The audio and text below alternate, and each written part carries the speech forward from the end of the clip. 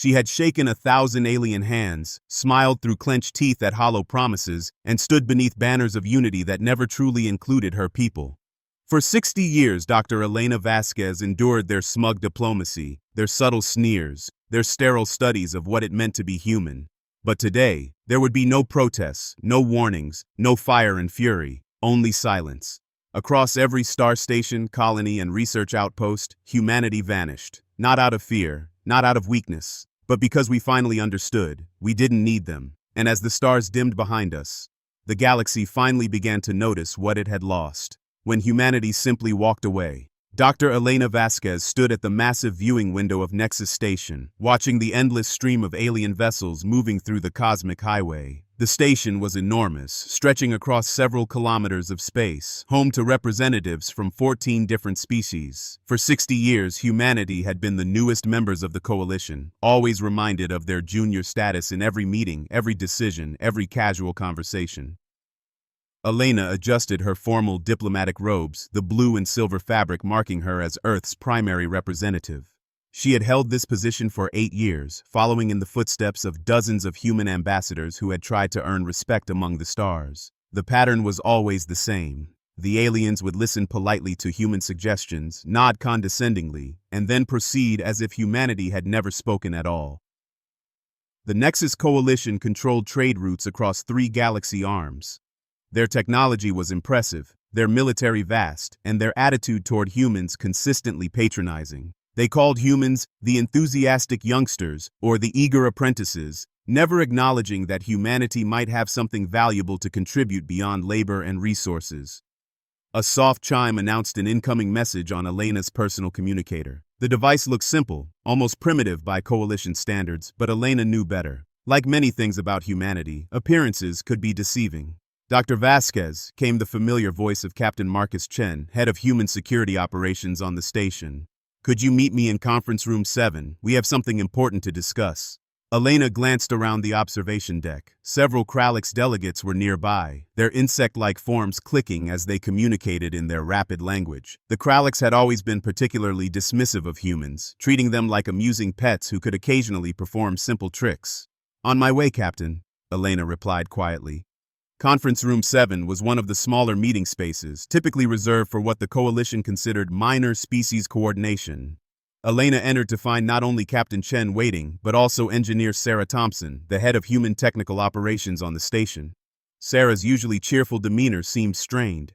Captain Chen was a tall man with graying temples, someone who had spent 30 years in space before taking his current position. His military bearing never quite disappeared, even in diplomatic settings. He gestured for Elena to take a seat at the simple table. Dr. Vasquez, we need to discuss something that Sarah discovered in the technical archives. Chen began, his voice carefully controlled. Something that changes everything we thought we knew about our relationship with the Coalition. Sarah activated a small holographic display, showing streams of data that meant little to Elena but clearly meant everything to the engineer. Dr. Vasquez, I've been working on upgrading the station's power distribution systems for the past 6 months. Standard maintenance, routine improvements, but while I was deep in the system files, I found something that wasn't supposed to be there. The hologram shifted, showing what appeared to be biological scans, psychological profiles, and detailed technical analyses. Elena recognized human faces in some of the images, human technology blueprints in others. They've been studying us, Sarah continued, her voice tight with controlled anger. Not working with us, not learning from us, studying us like we're specimens in a laboratory. Every piece of technology we've shared, every cultural exchange, every bit of scientific cooperation, it's all been cataloged and analyzed as if we're some kind of interesting alien species they're trying to understand. Elena felt a cold sensation in her stomach. How extensive is this? Complete, Chen answered. 60 years of psychological profiles on human behavior. Detailed analysis of our technology, our social structures, our weaknesses, our strengths. They have files on every human who has ever served in Coalition space. They know how we think, how we react, how we can be manipulated. Sarah pulled up another screen. But here's what's really interesting. Look at these efficiency reports from systems that humans have worked on across Coalition space. The data showed dramatic improvements in power output, processing speed, and overall performance wherever humans had been involved in maintenance or upgrades. They think we don't notice, Sarah said. They believe we're too primitive to understand what we're actually accomplishing. Every time we suggest an improvement, they think it's just lucky guessing. Every time we fix something that was broken, they assume we're following instructions we barely comprehend. Elena stared at the data, feeling a mixture of hurt and anger. They've been treating us like children while secretly documenting everything we do. Worse than children, Chen said grimly. Children eventually grow up. They've been treating us like a species that will never evolve beyond our current state. Permanent junior partners who should be grateful for the opportunity to serve. At that moment, Elena's communicator chimed again. This time the signal was different, a pattern of tones that most coalition members would dismiss as a simple message alert.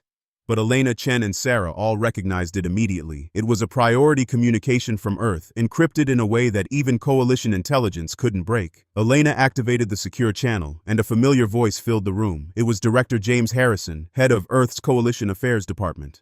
All human personnel in coalition space. Harrison's voice was calm but carried unmistakable authority. Operation Quiet Dawn is now active. Begin immediate and complete withdrawal from all coalition territories. No announcements, no explanations, no diplomatic notifications. Priority Alpha. Acknowledge and comply. The three humans in the room exchanged looks. They had all been briefed on the possibility of Operation Quiet Dawn years ago, but none of them had expected it to actually happen. Dr. Vasquez, Chen said formally, as senior diplomatic representative, I need your authorization to begin coordinating withdrawal procedures. Elena looked back out the window at the vast space station, at the alien ships moving through their routes, at the civilization that had never truly accepted humanity as equals. After 60 years of trying to earn respect through service and cooperation, Earth had apparently decided on a different approach. Authorization granted, Captain. Begin withdrawal procedures immediately.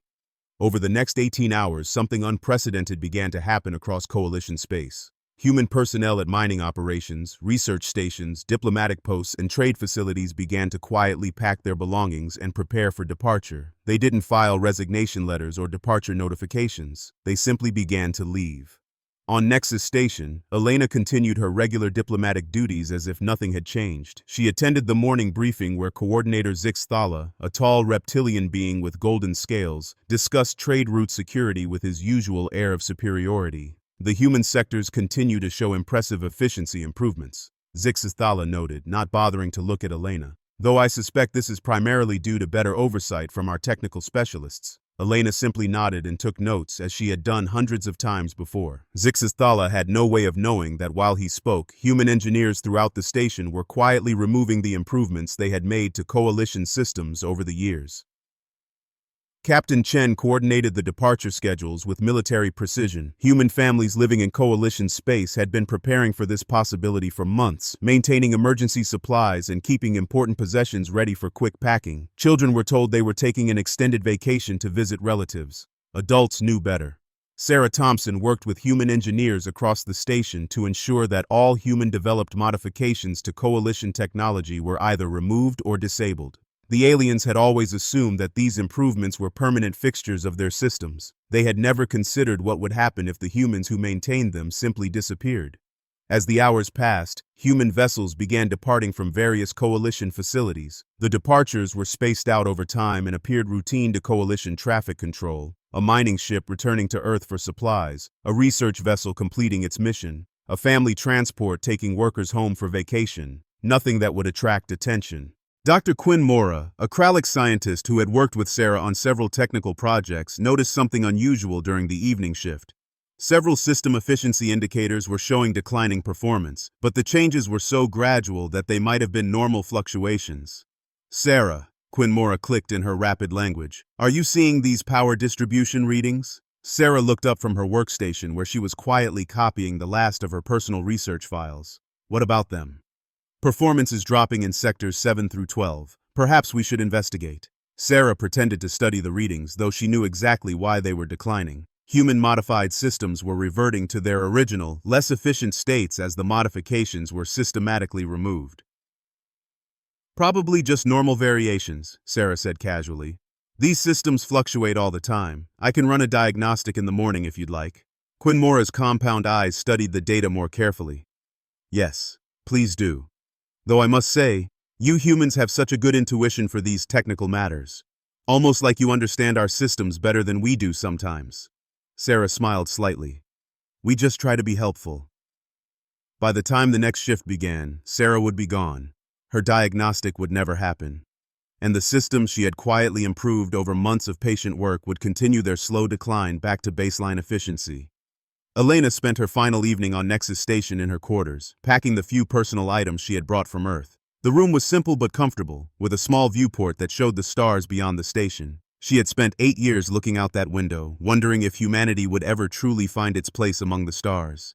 Now she knew the answer. Humanity's place was not here, being studied and patronized by species who saw them as interesting but inferior. Humanity's place was wherever humans chose to make it, on their own terms. A soft knock at her door interrupted her thoughts. She opened it to find Captain Chen and Sarah, both carrying their personal belongings. "Time to go, Doctor," Chen said simply. Elena took one last look around her quarters, then stepped into the corridor. Throughout the station, the final groups of human personnel were making their way to departure bays. In a few hours, every human on Nexus Station would be gone. As they walked through the corridors, Elena noticed that the lighting seemed slightly dimmer than usual, and the air circulation didn't feel quite as fresh. Small changes, barely noticeable, but signs of what was to come as human-maintained systems gradually returned to their original, less efficient states. They reached Departure Bay 12, where the last human transport was waiting. It was a sleek vessel designed for long-distance travel, equipped with technology that the Coalition had never seen and wouldn't understand even if they had. Like so many things about humanity, it appeared simple on the surface while hiding remarkable sophistication beneath. Elena paused at the airlock and looked back down the corridor she had walked thousands of times. Tomorrow, the Coalition would wake up to discover that every human in their space had vanished without a trace. No threats, no ultimatums, no dramatic declarations. Humanity had simply decided they were done being treated as junior partners and had quietly walked away. "Any regrets, Doctor?" Chen asked as they boarded the transport. Elena considered the question carefully. 60 years of humanity trying to earn respect through service and cooperation. 60 years of being studied like specimens while pretending to be grateful for the opportunity. 60 years of having their contributions dismissed while secretly being cataloged and analyzed. "No regrets, Captain," Elena said as the airlock sealed behind them. "It's time for humanity to write its own story." The transport departed Nexus Station at 0347 station time, just another routine departure logged by Coalition Traffic Control.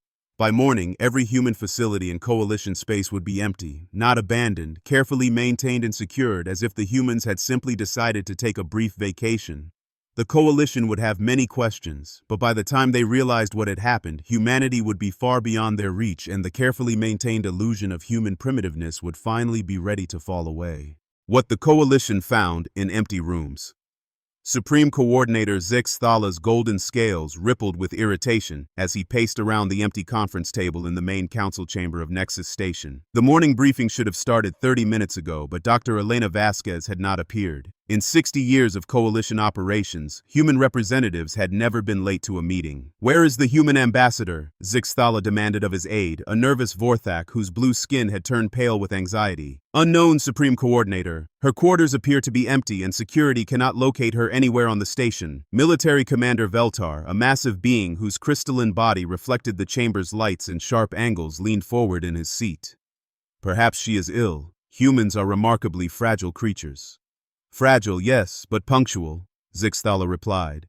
"In all my years dealing with humans, they have been obsessively concerned with following our schedules and protocols." Dr. Quinn Mora skittered into the chamber, her insect-like legs clicking rapidly against the metal floor. The Kralik scientist's compound eyes were wide with what appeared to be distress. "Supreme Coordinator," she chittered in her rapid language, "we have a significant problem with the station's technical systems. Performance has dropped by 23% across all major operational areas since yesterday evening."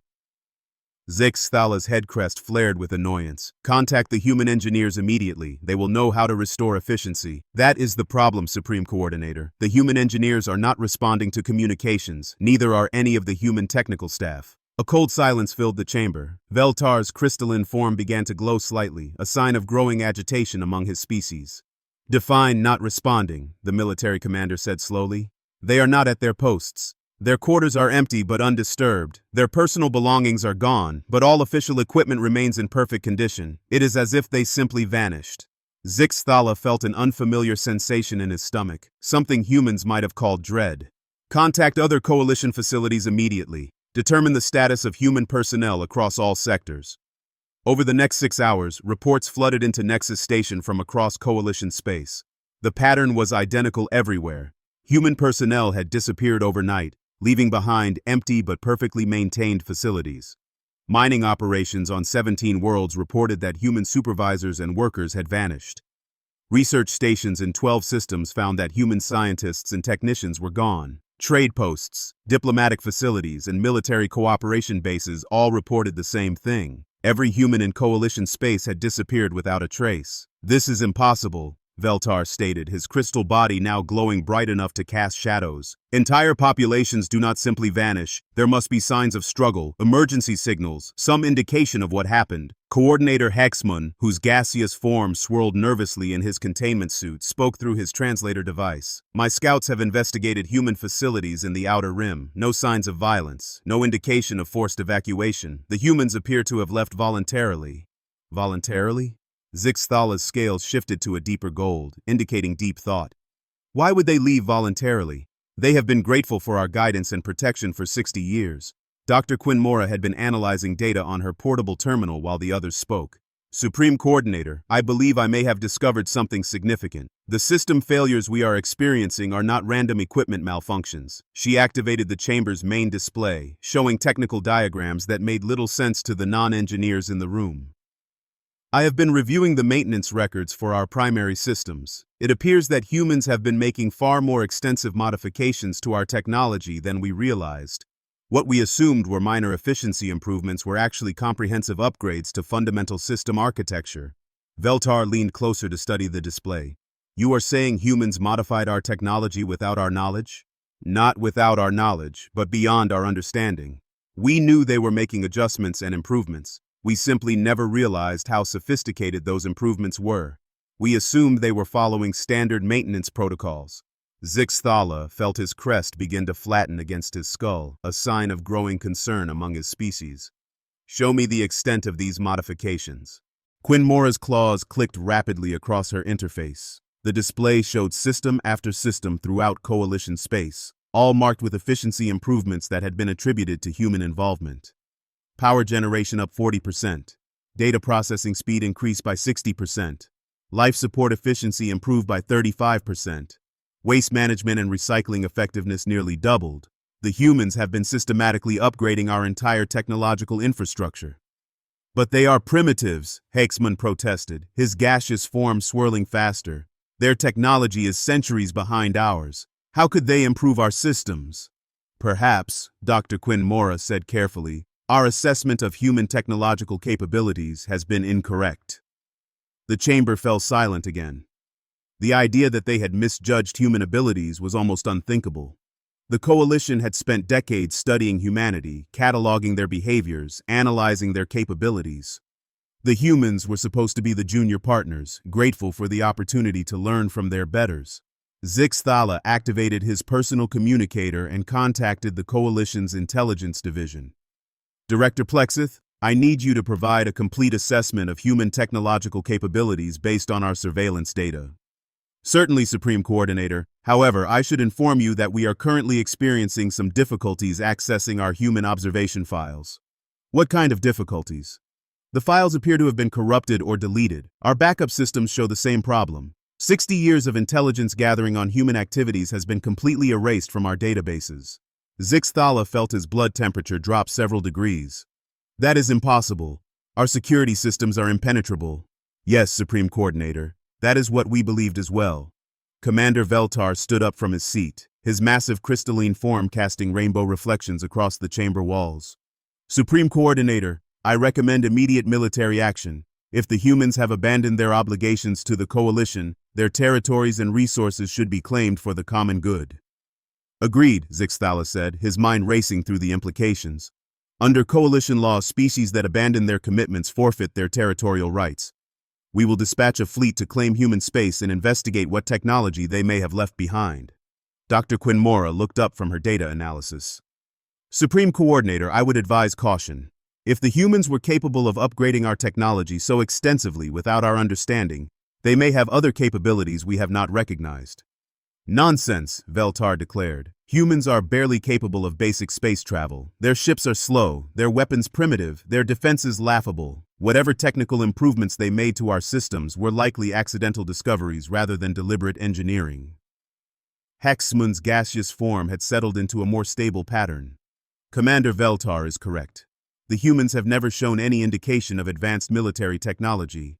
Their contributions to coalition defense have been limited to support roles and basic maintenance. Zixthala activated the chamber's strategic display, showing coalition military assets throughout their territory. Hundreds of battle fleets, thousands of ships, weapons capable of sterilizing entire worlds. Very well, Commander Veltar, you will lead a force of 200 ships to human space. Secure their primary colonies and industrial facilities. If the humans attempt to return and reclaim their abandoned territories, remind them that they forfeited their rights when they fled their responsibilities. What if they resist? Veltar asked. Zixithala's scales rippled with something resembling amusement. With what? Humans have never possessed weapons capable of threatening coalition military forces. Their entire species could not stand against a single battle group. As the council members dispersed to coordinate the military expedition, Dr. Quinn Mora remained behind, studying the technical data from human-modified systems. Something about the sophistication of the improvements bothered her. The humans had consistently downplayed their own abilities, presenting themselves as eager students rather than capable engineers. She pulled up historical records of human technological development, cross-referencing them with the modifications found in coalition systems. The timeline didn't match. According to coalition intelligence, humans should not have been capable of the level of technological sophistication required for these improvements. Either the intelligence was wrong, or the humans had been deliberately concealing their true capabilities. Quinn Mora activated a secure communication channel to contact her research colleagues on other stations. If humans had been hiding their technological abilities, there might be other signs that the coalition had missed or misinterpreted. Over the next few days, as Commander Veltar prepared his military expedition, reports continued to arrive from across coalition space. The scope of human disappearance was staggering. Not just personnel, but entire families, research teams, cultural exchange groups. Every human who had been living or working in coalition territory had vanished. More troubling were the technical failures. Systems that had operated flawlessly for years were now experiencing cascading problems. Power grids were operating at reduced efficiency. Communication networks were slower and less reliable. Manufacturing facilities were producing goods at lower quality standards. It is as if the humans were the hidden foundation holding our infrastructure together, Quinn Mora reported to the Emergency Council session. Impossible, Zixthala insisted. Humans have been here for only 60 years. Our civilization has existed for millennia.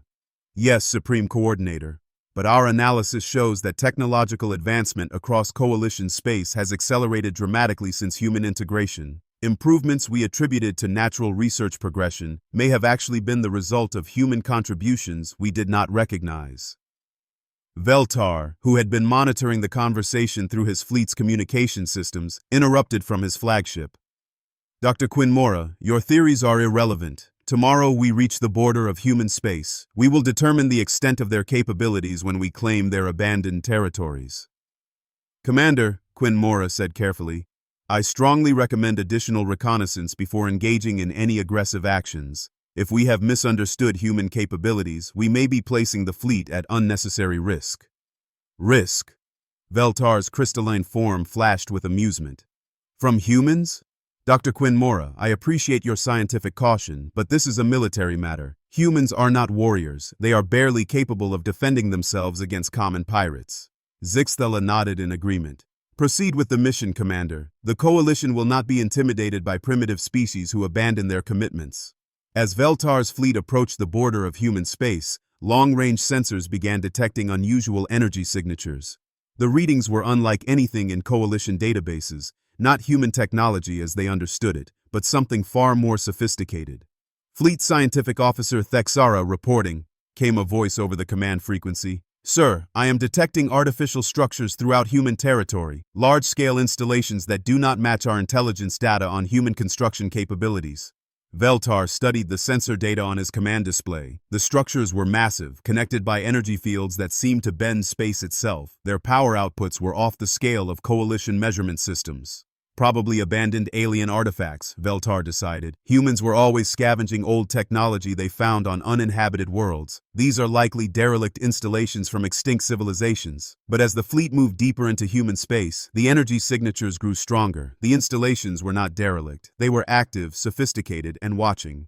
Sir, Thexara reported, her voice tight with concern, I am detecting movement, multiple objects approaching our position at velocities that should be impossible for any known propulsion system. Veltar activated the fleet's tactical display. 3 vessels were approaching from the direction of Earth, moving at speeds that defied physics as the Coalition understood it. The ships were sleek, dark, and completely unlike the clumsy human vessels that Coalition forces had observed for 60 years. Open communication channels, Veltar ordered. Let us see what the humans have to say for themselves. The main display activated, showing the bridge of the lead human vessel. A woman in a crisp military uniform appeared on screen, her expression calm and professional. Behind her, other humans operated technology that looked nothing like the primitive systems the Coalition had been shown. I am Admiral Lisa Park of the Human Defense Force, the woman said. Commander Veltar, you are entering human territorial space without authorization. Please state your intentions. Veltar's crystalline form glowed brighter with what he intended as intimidation. Admiral, I am Commander Veltar of the Coalition Military Forces. Your species has abandoned its obligations to the Coalition. Under our laws, your territories are now forfeit. Surrender your claim to the system and withdraw immediately. Admiral Park's expression didn't change. Commander, humanity withdrew from Coalition space because we were no longer welcome as equals. We took only what belonged to us and left everything else undisturbed. We have no quarrel with the Coalition, but neither do we recognize any Coalition authority over human space. You recognize what we tell you to recognize, Veltar replied. Humans are a junior species under Coalition protection. You do not have the authority to declare independence. We are not declaring independence, Commander. We are simply declining to continue an arrangement that was never beneficial to humanity. Veltar gestured to his weapons officer. Admiral Park, you are outnumbered 200 ships to 3. Surrender now and your crews will be treated with appropriate mercy. Admiral Park smiled slightly. Commander, before you make any decisions you might regret, I suggest you scan our defensive installations more carefully. We have learned a great deal during our 60 years with the Coalition. Veltar looked at his tactical display again. The energy readings from the installations around human space were continuing to climb. Power levels that should have been impossible were being maintained effortlessly. Thexara, he said quietly. What exactly are we looking at? The fleet's scientific officer studied her instruments with growing alarm. Sir, those installations are using technology that bends the fundamental laws of physics. They are manipulating space-time itself on a massive scale. That is impossible. No species possesses such technology.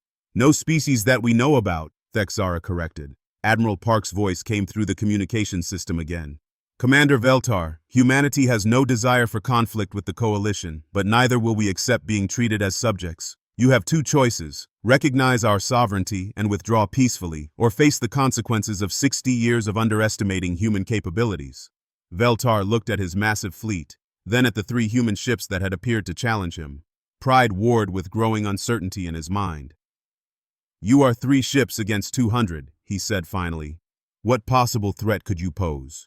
We are not 3 ships, Commander, Admiral Park replied calmly. We are the visible representatives of a species that has been preparing for this moment for 6 decades. The question is not what threat we pose to you. The question is whether you are prepared to discover what humanity is truly capable of. The communication channel closed, leaving Veltar staring at his tactical display while energy readings from the human installations continued to climb toward impossible levels. Behind him, Fleet Scientific Officer Thexara spoke quietly. Sir, I recommend we withdraw and request additional intelligence support. I do not believe we understand what we are facing. But Veltar's pride would not allow retreat. 60 years of treating humans as primitives could not be wrong. The Coalition's superiority could not be challenged by the species they had studied, catalogued, and dismissed. All ships, he commanded, prepare for combat operations. Target the nearest installation and show these humans the price of defying Coalition authority. As his fleet powered weapons and moved into attack formation, space around them began to shimmer with energies that made physics itself seem negotiable. When Earth finally showed its hand, Commander Veltar's crystalline form blazed with confident light as his fleet of 200 coalition warships moved into attack formation. The massive vessels, each capable of destroying a small moon, aligned their weapons toward the nearest human installation. Around them, space itself seemed to hold its breath. Fleet Weapons Officer, Veltar commanded, target the largest installation. Full power barrage. Show these primitives what happens when they challenge coalition authority. On the bridge of the lead human vessel, Admiral Lisa Park watched the coalition fleet with calm eyes. She was a woman in her 50s, with silver-streaked hair and the bearing of someone who had spent decades preparing for this exact moment. Around her, human officers operated technology that bore no resemblance to the primitive systems the coalition had been shown during 60 years of supposed cooperation. "Admiral," reported Commander Jackson Torres from the tactical station, "Coalition fleet is powering weapons. Target locks confirmed on installation Bravo 7. "Thank you, Commander. Signal all installations to activate defensive protocols and patch me through to the Coalition flagship." Admiral Park's image appeared on Veltar's command screen. "Commander Veltar, I strongly advise against hostile action. This is your final warning." Veltar's crystalline body flashed with dismissive amusement. "Admiral, your 3 little ships are no match for the might of the Coalition. Perhaps after we destroy your installations, you will remember why humanity needed our protection." "Commander," Admiral Park said quietly, "humanity has never needed your protection. We needed your knowledge, your technology, your scientific databases, and over 60 years we acquired all of it." "Acquired it?" Veltar laughed, a sound like breaking glass. "You mean we generously shared it with you despite your primitive understanding?" "No, Commander. I mean we studied every system, analyzed every device, and improved upon everything you showed us. While you were studying us like laboratory specimens, we were learning everything about you." The communication channel closed. Veltar turned to his weapons officer with satisfaction. "Fire all weapons. Maximum power."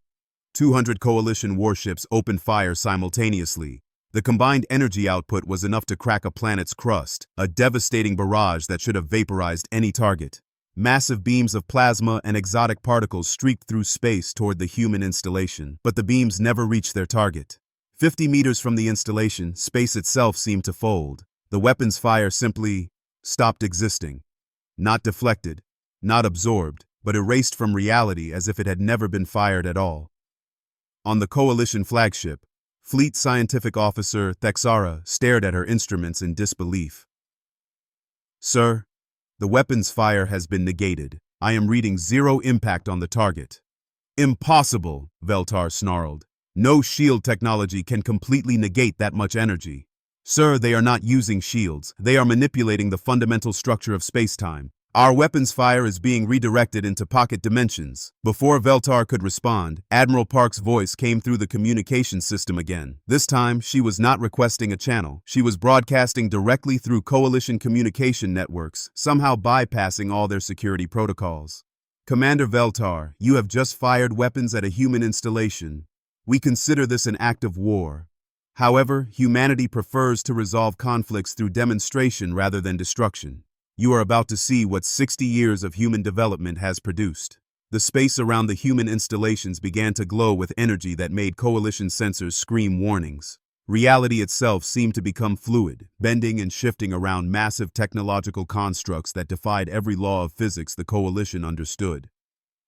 "All ships, evasive maneuvers," Veltar ordered, his confidence finally cracking. "Prepare for defensive action." But there was nowhere to evade to, and no defense against what happened next. Space around the Coalition fleet simply changed. Not through weapons fire or explosive force, but through the careful application of technologies that treated the laws of physics as suggestions rather than absolute rules. 170 Coalition warships found their power systems shut down, their weapons disabled, their life support reduced to minimal functionality. The ships remained intact, their crews unharmed but completely helpless. The remaining 30 ships, including Veltar's flagship, found themselves surrounded by a field of energy that prevented any movement or action. They were alive, aware, and utterly powerless. "Report," Veltar demanded, though his voice had lost all its earlier confidence. "Report," Veltar demanded, though his voice had lost all its earlier confidence. "All systems offline except basic life support," Thexara reported, her voice barely a whisper. "I am detecting no weapon signatures, no energy beams, no projectiles." Whatever they did to us, it operated through principles I do not understand. Admiral Park's 3 ships moved slowly through the disabled Coalition fleet, their dark hulls seeming to absorb light rather than reflect it. As they passed each Coalition vessel, automated systems conducted detailed scans, downloading every piece of information from ship databases, crew records, and command protocols. Commander Veltar, Admiral Park's voice came through the communication system. Your fleet is now completely under our control. Your ships are unharmed, your crews are safe, but you are no longer capable of aggressive action. What? What did you do to us? Veltar asked, his crystalline form now dim with fear. We demonstrated the difference between Coalition technology and human technology, Commander. What you see around you is the result of 6 decades of human innovation, built upon the foundation of knowledge we acquired during our time in Coalition space. A new voice joined the conversation. Dr. Elena Vasquez appeared on the communication screen alongside Admiral Park, wearing not diplomatic robes but a sleek uniform that marked her as a senior officer in whatever organization now represented humanity. Hello, Commander, Elena said calmly. I believe you remember me from Nexus Station. I want you to understand that this demonstration is not about revenge or conquest. It is about establishing a new relationship between humanity and the Coalition. Dr. Vasquez, Veltar said, struggling to maintain some dignity. You were our diplomatic representative. You were supposed to serve the Coalition's interests. I was supposed to serve humanity's interests, Commander, and I did.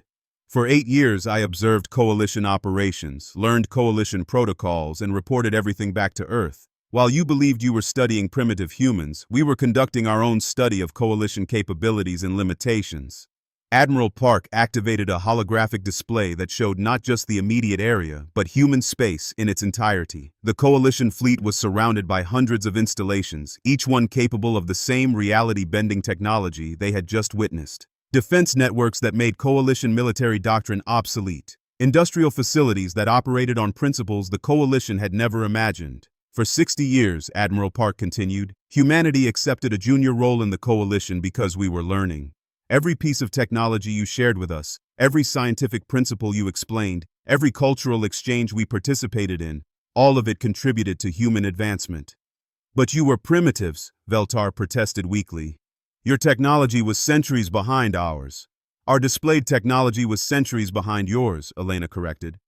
Commander, did you really believe that a species capable of developing faster than light travel independently would remain stagnant for 60 years? Humans are remarkably good at learning from other species and then improving upon what they learn. Dr. Marcus Webb, Chief Science Officer of the Human Defense Force, appeared on the screen alongside Elena and Admiral Park. He was an elderly man with kind eyes, but his words carried the weight of absolute scientific authority. Commander Veltar, let me explain what you have experienced today. The installations you see around human space represent a fusion of technologies derived from 14 different Coalition species, enhanced through human innovation and powered by energy sources your scientists have not yet discovered. What kind of energy sources? Thexara asked from her station, her scientific curiosity overcoming her fear. Zero-point quantum manipulation, Dr. Webb replied.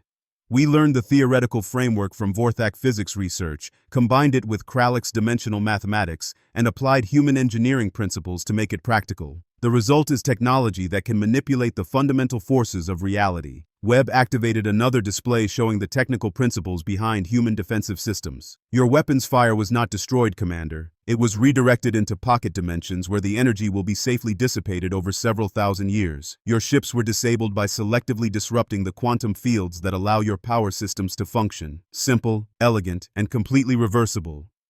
Veltar stared at the technical data, his military mind struggling to comprehend the implications.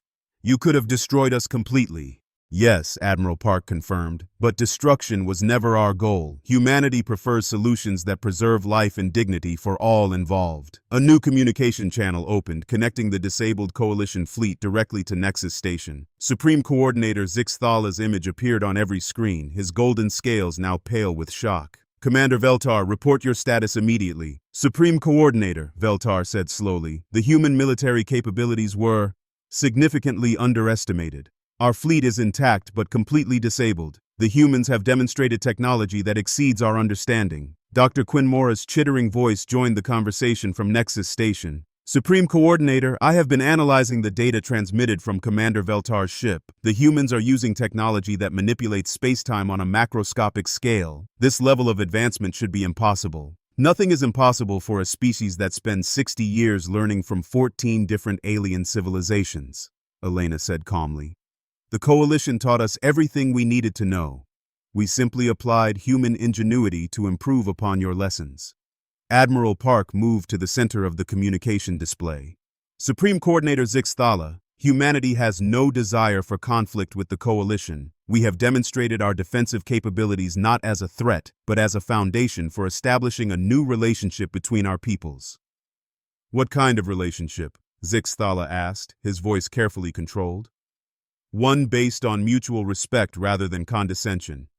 One where humanity is recognized as an equal partner rather than a primitive junior species. One where cultural and technological exchange benefits everyone involved. Dr. Webb stepped forward.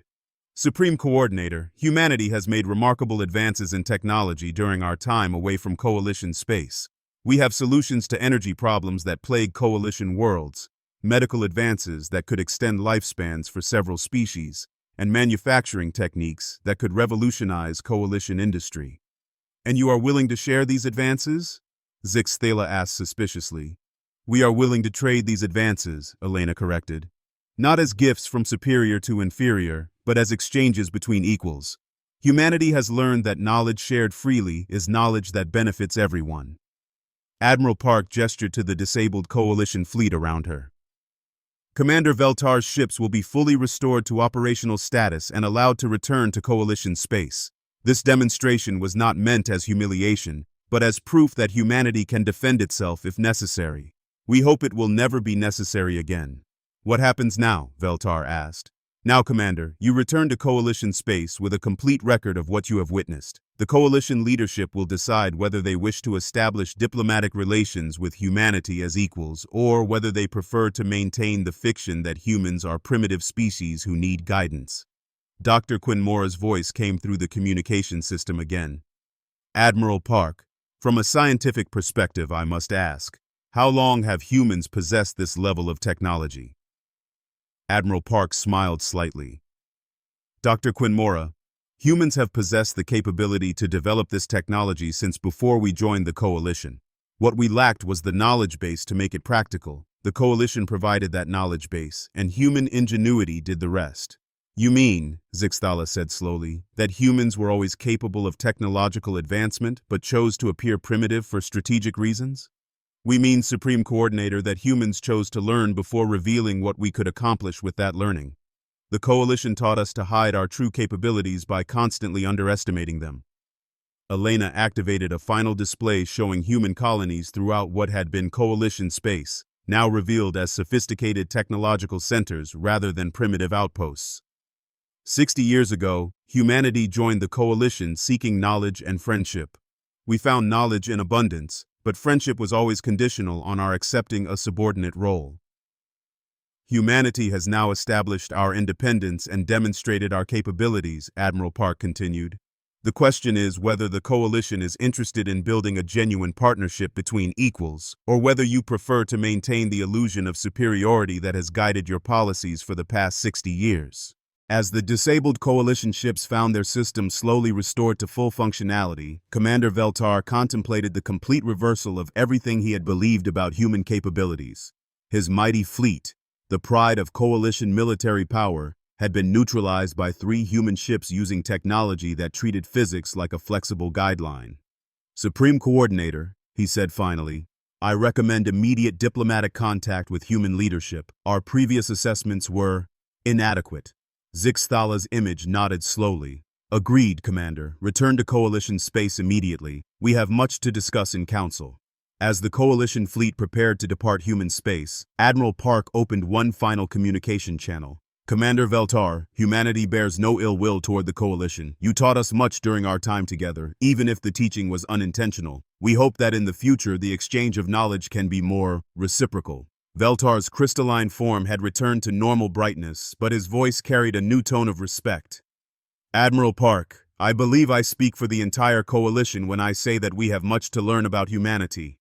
Perhaps it is time for us to become the students. As the Coalition fleet departed human space, their ships fully restored but their understanding of the galaxy fundamentally changed. The dark human vessels maintained their silent watch over installations that redefined what was possible. Dr. Elena Vasquez stood on the observation deck of the lead human ship, watching the Coalition fleet disappear into the distance. Captain Marcus Chen and engineer Sarah Thompson joined her at the viewing window. "Do you think they'll accept the new reality?" Sarah asked. "They'll adapt," Elena replied. "The Coalition is nothing if not pragmatic. When they realize that humanity offers partnership rather than conquest, they'll choose cooperation over conflict." Chen nodded. "And if they don't?" Elena looked out at the defensive installations surrounding human space, their energy signatures a constant reminder that humanity was no longer the junior partner in galactic affairs. "Then they'll learn what 60 years of human determination can accomplish when properly motivated." In the distance, Earth shone like a blue jewel among the stars, home to a species that had spent 6 decades learning everything their teachers had to offer and then quietly surpassed them all.